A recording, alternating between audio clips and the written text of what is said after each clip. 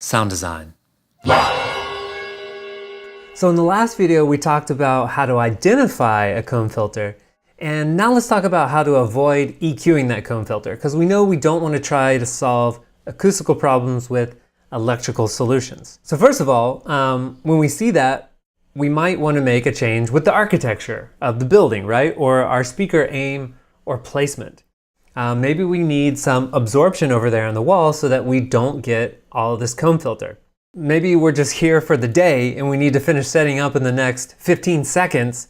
And so we're not going to be changing the architecture and the speakers have very limited position and we've already got like the perfect aim.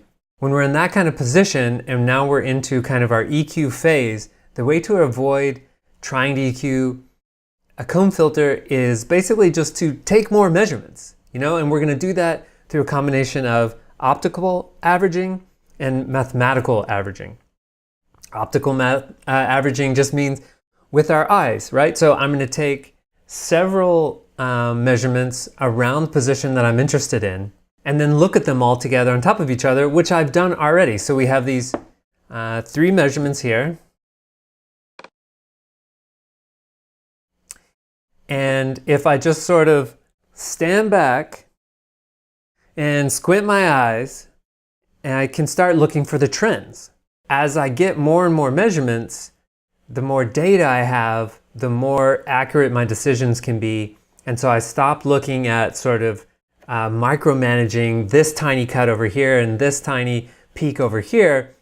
But then I start seeing the trends start to come out. Okay, this is the global trend of this speaker in this room with someone sitting right here to listen. All right, so that was optical averaging, basically just taking more measurements and looking at them all together and looking for the global trends. And then the second one is mathematical averaging with the average function in your audio analyzer. So in Smaart, we select all these, we right click, choose average.